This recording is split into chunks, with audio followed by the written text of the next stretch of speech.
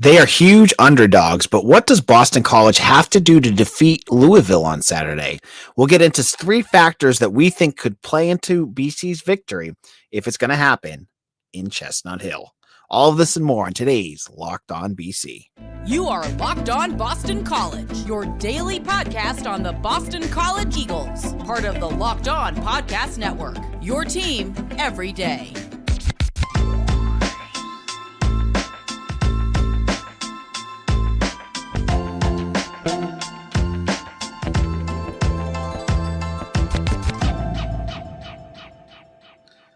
Locked On BC, AJ Black here. Thank you all for listening. Today's episode is brought to you by Upside.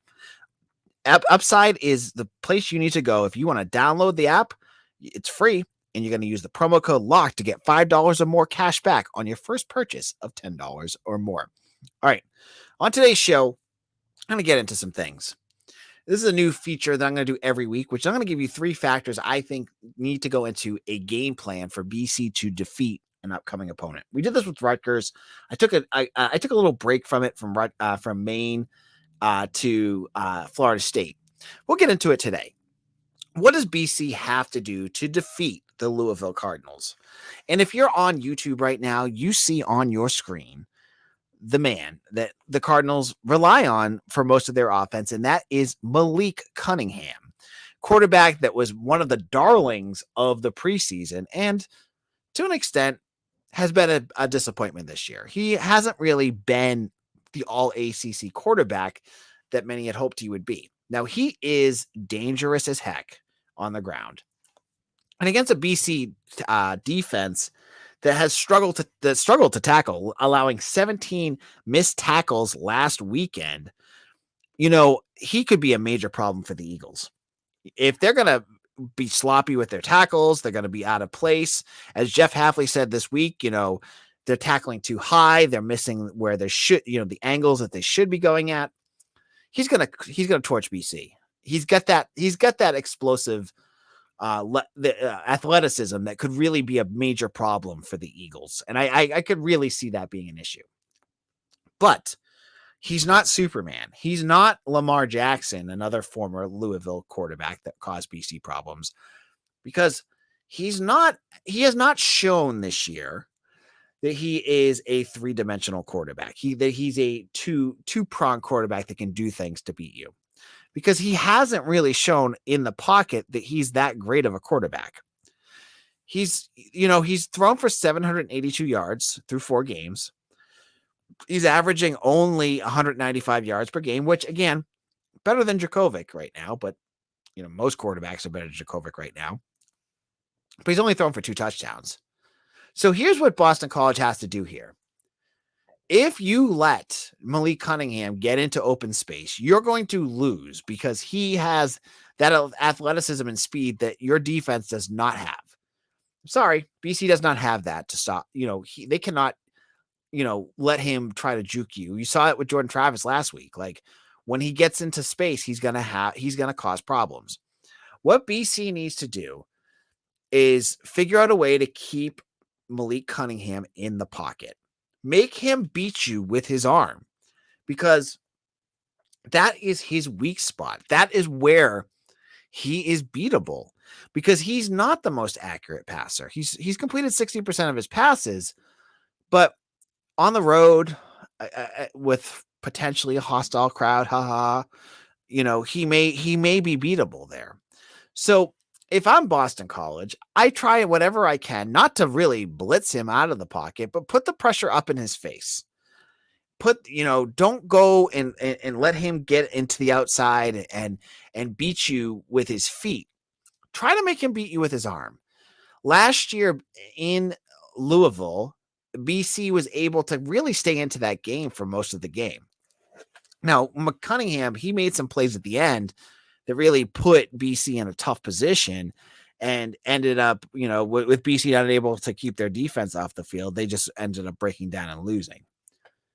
I think if BC keeps him in the pocket, really, forces him to try to make reads on their defensive backfield, that's where you can make some plays. And I feel like it's a game where BC could make some turnovers because in addition, Louisville has 8 turnovers this year. They are turnover prone, something that Scott Satterfield teams has been plagued by for years. Now, they got past that a little bit last year, but if you remember 2020, they were a turnover machine. They were sloppy with the football. They couldn't stop turning the ball over. And when Louisville and Malik Cunningham came to Chestnut Hill, what ended up winning that game? It was an interception to Sheeta Salah. So that's kind of what you want. You want to see if you can force Malik Cunningham to stay in that pocket, see if he can make that read, and try to see if you can get your secondary, which got abused badly last week against Florida State, to stay back there and force him to make some mistakes. I don't think it's out of the realm of possibility, right?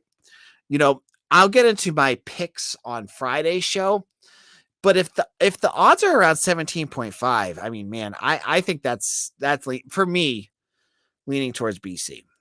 But if Satterfield can figure out a way to get Cunningham running, I mean, he ran for over 100 yards against South Florida. Please don't kill me, Bulls fans. South Florida. He was able to run for 100 yards against them in the first half alone. If their game plan is to come in and run, BC's in trouble. But if they try to get cute and try to pass the ball, I think BC could find some success there. So in a moment, I'm going to get to my second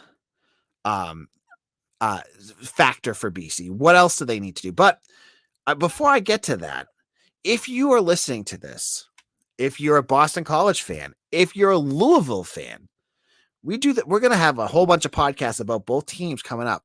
What I want you to do is I want you to hit that subscribe button on the YouTube channel. Just go to YouTube, just type that into Twitter, into Google right now, hit YouTube, find Locked On Boston College and hit subscribe. It would make a huge difference. And if you have a friend or a family member, help us make that person a Locked On BC listener as well. Make it their first listen because we like to be your first listen every day. We're one of the only podcasts in the country that talks about BC every day. I mean, we're the only one that talks about BC every day. It's a passion of mine, and I share it with you. So make sure you're hitting that subscribe button as well. Now, in a moment, I'm going to get to the other side of the ball. I have some things about the offense I need to see with the Eagles, and we'll get to that in just a moment. Now, BetOnline is your number one source for football betting info this season. Find all the latest player developments, team matchups, news podcasts, and in-depth articles and analysis on every game you can find. And as always, BetOnline remains your continued source for all your sports wagering information with live betting and up-to-the-minute scores for every game out there. I mean, if you're listening to this, you're thinking, oh, you might have your thoughts about the BC game. 16.5 point favorite for Louisville. If you're thinking, oh, the Eagles are going to get trounced, you head over to BetOnline. You can make your wager there. Or if you're saying, hey, hold on a second here, I think BC might figure some stuff out against a Louisville team that hasn't played all that well, you can bet the other way on that one too. It's the fastest and easiest way to check in on all your favorite games and events, including Major League Baseball, MMA, boxing, and golf. So head to betonline.net or use your mobile device to learn more. BetOnline, where the game starts. This is Locked On Boston College. I am your host, AJ Black. Make sure you're following me on Twitter at AJBlack_BC. And thank you, all of you who have made Locked On BC your first listen. We want to be your team every day, the only podcast that does this. And I want to thank you all who have made this part of your daily routine. So, first thing we talked about was something the defense could do to win this game against Louisville. And as I said, this is not me picking BC to win. So the Louisville fans are going to storm my comment section and say, hey, Jay, you don't know what you're talking about. Hold on a second. I'm telling you what I need BC to do to potentially win this game. What 3 things? And some of these may not be things that they're capable of doing, but I'm going to try to tell you what I think they need to do. The second thing I want to see from Boston College, it seems obvious, right? It's got to be offensive line improvement, right? David Hale had a tweet out on Tuesday that really showcased how poorly the offensive line has been for BC. They said, 35.4% of running back carries have gone for a loss or no gain. That's the most in FBS. Wow, that is frightening. But it gets worse. 42.4% of dropbacks have been pressured, second most in FBS. And then he says, of note, Louisville ranks fourth nationally in non-blitz sack rate so far this season. So that means Louisville has a very good defensive line, probably better than Florida State, who pressured BC pretty well, and Virginia Tech, who pressured BC very well. So the second key for BC is going to have to be that offensive line. I mean, I sound like a broken record here, folks, and I'm sure you're going, yeah, no kidding, AJ. Like, they got to play better. But if BC can't move the ball on running the ball, and if Jurkovec is starts having to play hero ball because he keeps getting hit, how are they going to win this game? You need to see improvements. And I brought this up also because I think Hafley and his staff are starting to see that maybe some players on their roster are not the solution right now. Now, when I used to write for BC Interruption, part of SB Nation, I used to do a depth chart every week. And that was when Steve Adazio was there. He would come up with his depth chart and he would change things every now and then. But since I've moved on to, Fan Nation and now 247, Hafley really doesn't change that much. It's kind of boring. Like, am I going to post a depth chart when nothing changes? And I'll post it, on the message board, but there's really nothing there.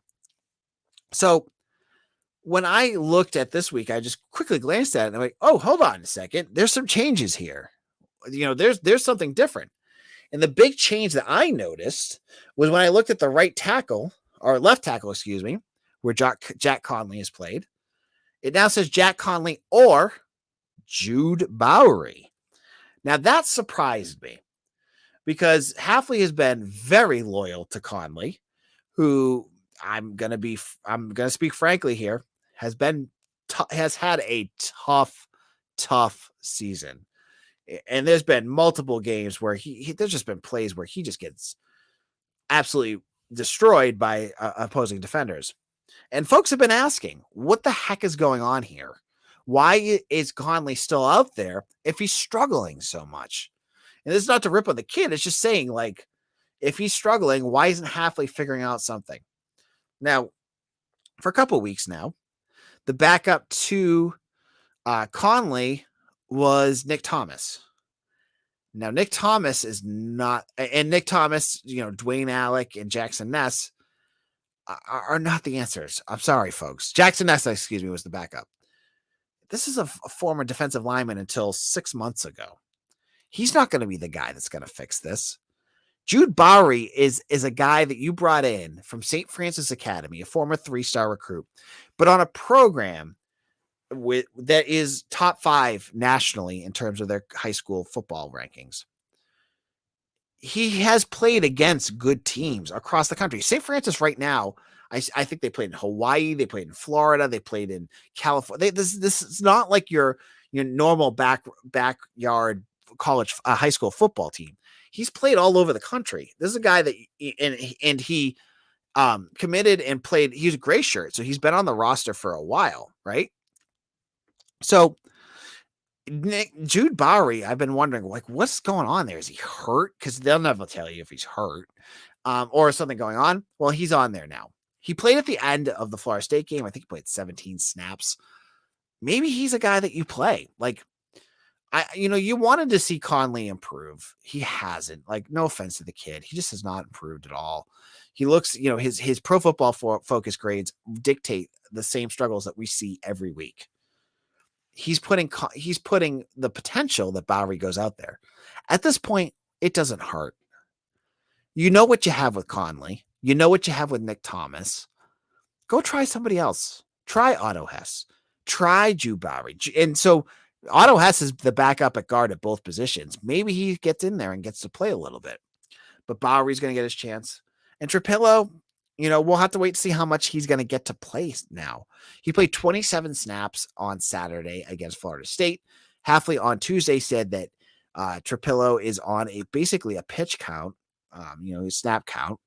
Will he get to play more? We'll get to see. But that's got to be a major factor for the Eagles. They need their offensive line to play better. If they play better, Jurkovec gets less antsy. He plays more within himself and makes better passes. Like, as much as I believe me, I see the same things you see with Jurkovec and a guy that looks frazzled. But when you have 300, 275 pound guys hitting you over and over and over again, it wears on your psyche, right? It wears on your confidence. It wears on what you're able to do. So I think if Jurkovec finds himself with more clean pockets and more time to throw, those yippy passes that he's been throwing might decrease a little bit, and that could lead to BC winning this game. Another factor to watch. Now, in our final segment, I'm going to look at another offensive factor I think that has been avoided, but something that's worth talking about. We'll get into that in just a moment. Now, small businesses are always looking for new hires, and these days, every new potential hire can feel like a high-stakes wager for your small business. You want to be 100% certain that you have the access to the best qualified candidates available. That's why you have to check out LinkedIn Jobs. LinkedIn Jobs helps you find the right people for your jobs faster and for free. So all you have to do is go to LinkedIn and you add your purple hashtag hiring frame to your LinkedIn profile to spread the word that you're hiring. Simple tools like screening questions make it easy to focus on candidates with just the right skills and experience so you can quickly prioritize who you'd like to interview and hire. It's why small businesses rank LinkedIn Jobs number one. They are the cream of the crop, folks, in delivering quality hires versus leading competitors.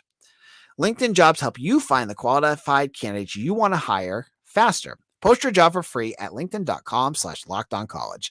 That's linkedin.com/lockedoncollege to post your job for free. Terms and conditions apply. Locked On BC, AJ Black. If you enjoy this podcast, and if you're listening to this, I hope you do. I mean, like, if you're listening to this to hate listen, I mean, all the power to you too. But if you like this, check out Locked On ACC. There's a new episode with myself and Candace Cooper talking. I do rankings of ACC teams every week, and I bet you can guess who I have as the bottom of the ACC for this week. But it's a great conversation. It's another 25-minute great college football talk. You get me? I hope you listen to it. Go find Locked On ACC on YouTube or wherever you get your podcasts. All right, so Saturday, BC finally plays a noon game. Thank you, God. It's a day game. I'm so tired of these nighttime games. I can give you more of my time. I hate, folks, I have young kids that like to wake up at the butt crack of dawn. The night games are killing me, but we get day games. And I know Clemson's a night game and Duke's a night game. Give me my moments here. But we're talking about what BC could do to beat Louisville, a team that they are currently a 16.5-point underdog against. And I understand why. BC's played like crap for the last 2 weeks, 3 weeks, 4 weeks. It has not been easy for the Eagles. So I'm giving you some things I think BC needs to do. And you may not agree with me, and that's okay. If you don't, put them in the comment section. What do they have to do? And telling me that BC needs to drop to the Patriot League, I get your frustration, but that's not where we're going with this, right? So let's get into the final one. And as you can see on our screen on YouTube, if you're listening on YouTube, is our friend George Takacs. And one of the things that I got floored when I went back and looked at the statistics of the game against Florida State was that George Takacs had one target the entire game. That floored me. This is a guy that I projected to be Phil Jurkovec's safety valve. And I talked to Mitch Wolf, who went back and rewatched it. And he's going to have his Glutton for Punishment rewatch post coming up soon on Eagle Insider. And I said, was Takacs just back in pass pro for most of this? He said, no. So one of my keys is not just for George Takacs, but Jurkovec needs to get some of his other guys involved in these games. Like, yeah, you want to get Zay Flowers his touches, and I think he had like 17 targets last game. But you can't have a guy that can do the short and intermediate stuff like Takacs can and only give him one target. You need to get him the ball more often. You need to get Jalen Gill involved, and to an extent, Jaden Williams too. Like, it's great to have a superstar like Zay Flowers, but if that's all you're looking at, it's all you're getting involved, you're not going to get your team invested in these games, and certain guys are going to start checking out. I mean, it's just natural. Like, you need to get the ball to some of these guys. Takacs is the big one for me. Like, BC for for the last 5 games has not been able to get the ball moving effectively in any level. Takacs is a guy that I feel you get him the ball 4 yards out, he's going to move the ball for 7 yards. That's a fact right there, right? So I want to see George Takacs become more involved in this offense. I want to see Jalen Gill. Like, Jalen Gill has been completely invisible this season. Like, he returns punts, but like, he hasn't been involved. And it's because BC's offense is just so broken right now. So I want to see this offense figure some stuff out to get the ball to some of these other characters. Because when you get it to them, that's when you see Zay Flowers get open. That's when you see him find those seams where he can get, 30, 40 yards and really bring those explosives up. Because I feel, I don't have the stats in front of me, but it feels like BC has an explosive in like 5 weeks. It says the Rutgers game. So that's something I think that needs to happen for BC to win. Now, will BC beat Louisville? I probably would not bet against it. I wouldn't bet that, but anything can happen, right? So we'll talk more about this on Thursday. We'll get into some other things with the Eagles, and you'll want to make sure you check that out. So if you're listening to this, help us. We're getting so close to 600 followers on our YouTube page. We're at 514 right now. We just need, my math's bad, 86 more followers. Hit that subscribe button right now. If you're a BC fan, if you're a Louisville fan, if you're still a Rutgers fan that just wants to sit there and troll me all the time, I don't care. Get us closer to 600. Hit that subscribe button right now and be a member and get all our posts and articles when they come. I mean, videos when they come out. So, well, this is AJ Black. Thank you all for listening to our podcast for today. And we'll have Mitch back on Friday to give our predictions. And I'm guessing it is going to be ugly. Well, thank you all for listening and take care. See you again tomorrow.